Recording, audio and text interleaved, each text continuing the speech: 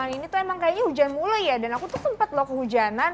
Ini kan kadang-kadang aku kayak penasaran gimana ya caranya kalau lagi musim hujan gini, ini kan bisa nimbulin penyakit gampang sakit. Wow, ini dari mana dokter, kehujanan juga? Tadi hampir kehujanan, tapi untungnya nggak jadi. Untung aku udah bawa beginian. Ini walaupun harusnya sebenarnya pakai jas hujan ya, tapi udah untung lah. Sampai masuk ya. Tadi lupa dimatiin, taruh di depan tadi ya. Nah, oke, ini. Nah, itu pakai handuk dulu aja, pakai handuk dulu. Oh iya, benar-benar. Ini handuknya benar-benar. Pas banget nih, nggak boleh basah ya memang ya, bener sih. Nggak boleh basah, bener. Jaketnya udah dong, jaketnya. Nah, ini juga nggak boleh. Nah, ini yang pertama kali bener nih. Kita mesti buka jaket dulu supaya apa? Tidak lembab. Nanti bakal ada penyakit atau virus atau bakteri, bahkan jamur yang bisa membuat kita sakit. Makanya orang kadang-kadang nggak basah-basah, kering di badan, jamuran nanti ya. Atau gitu. malah Jadi orang jadi kalau virus. basah nggak boleh. Ya benar. Sebenarnya itu hujan sendiri tidak membuat seseorang sakit secara langsung, tapi dia membuat situasi dan kondisi buat virus, bakteri, jamur itu jadi lebih nyaman.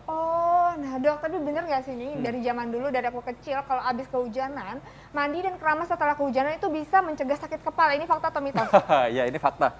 Karena kenapa? Yes, karena sebenarnya gini, secara langsung bukan berarti tadi, sekali lagi bukan hujan yang membuat itu dan bukan keramas yang menyembuhkan sakit kepalanya, tapi dia membuat kembali lagi bahwa ini kelembapan di tubuh, terus yang tadi kotor-kotor, yang ada kuman, bakteri ada di tubuh kita tuh diluruhkan semua, dilarutkan. Jadi karena itu bisa lebih bersih buat orangnya. Nah, itu jadi mencegah sakit kepala ya.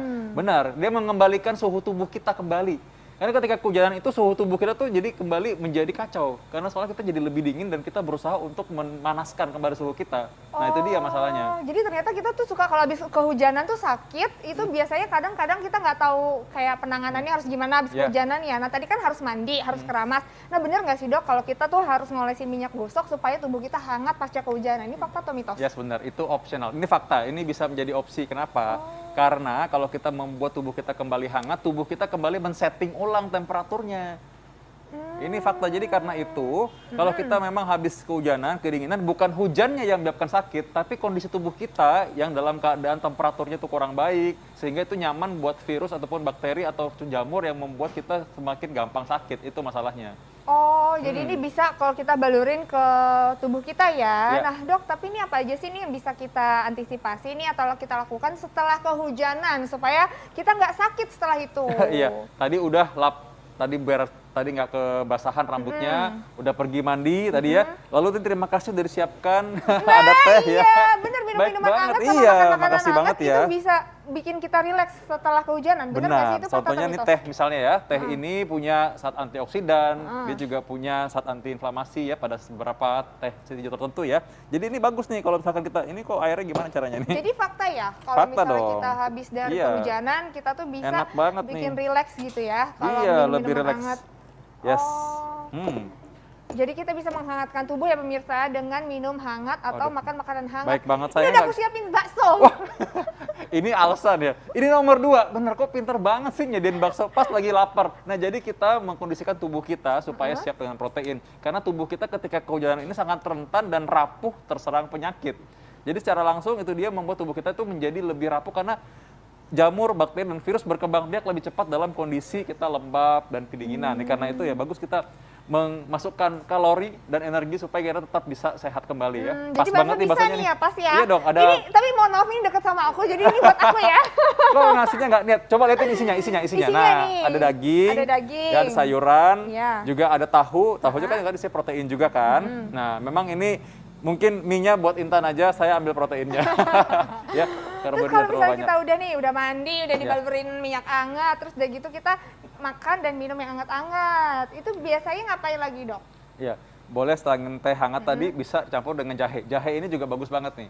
Jahe kan apalagi kalau di depan rumah saya juga ada tanam jahe juga, jadi bisa bikin apapun. Tapi kalau Anda misalkan nggak punya, Anda boleh pakai jahe yang sudah udah dibikin bubuk seperti ini, ya, jadi sudah instan lah ya. Anda boleh campur juga dengan minuman Anda, ya. Oke, nah dokter, ini fakta atau mitos nih? Kan kadang-kadang kalau misalnya aku pergi ke suatu tempat kehujanan, nah aku nggak bisa ganti baju di sana, nggak ada anduk juga. Nah terus kita biarin supaya baju itu sampai nantinya kering lagi. Ini bisa menyebabkan kembung dan masuk angin. Ini fakta atau mitos? Oh ya, ini mitos sebenarnya ya. Mitos. Nah, jadi kita memang sebaiknya memang tadi sekali lagi tidak membiarkan ini baju ini kering di tubuh kita. Tapi nggak usah terlalu panik juga, kalau terlanjur gimana gini, saya malah jadi sakit. Nanti tambah-tambah karena itu kita punya pikiran udah mau sakit, jadi sakit betulan. Tenang aja, udah kalau udah terlanjur demikian, tunggu sampai pulang mandi, bersihkan badan semua. Lalu ya itu hangatkan tubuh kita dengan tadi makan dan minuman yang hangat-hangat. Maka itu harusnya bisa mencegah kita dari sakit. Jadi ingat, bukan hujannya yang bikin sakit, tapi kedinginan dan tubuh kita. Satu lagi tadi sakit kepala ya tadi juga ya, karena dalam tubuh kita, dalam wajah kita dia ada rongga-rongga sebenarnya.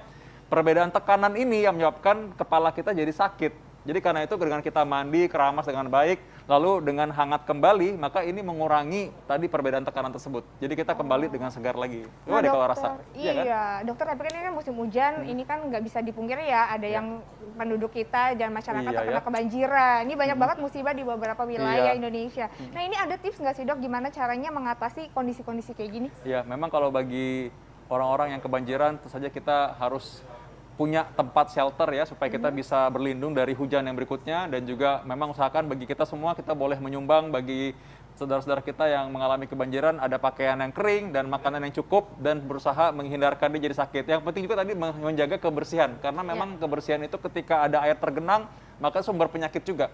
Ya, jadi ingat, satu, tempat shelter yang bisa kering dan terlindung dari hujan. Yang kedua juga makanan dan pakaian yang kering juga. Ya, buat mereka. Tapi dokter, ini kan lagi pandemi ya. Iya. Misalnya kita di rumah ada kebanjiran, rumah kita tergenang. Ini sebaiknya lagi kondisi pandemi kayak gini kita tetap berkumpul di posko atau seperti apa? Atau ada tips-tipsnya nih dokter? Ya benar. Salah satunya adalah itu yang menyebabkan penyakit itu gampang menular. Karena ketika hujan, orang nggak di outdoor, pasti hujan itu kan dalam ruangan. Dalam ruangan pasti mereka dempet-dempetan, sehingga kita dalam jarak napas nih. Jarak napas itu gampang sekali kita menularkan penyakit apabila ada yang sakit. Jadi menjaga orang tetap sehat, dan sekarang di era pandemi tetap kalau memang kita nggak kenal siapa orang lain atau kita ada orang lain banyak, maka pakai masker aja tetap, jaga kebersihan dan usahakan tetap jaga jarak. Oke.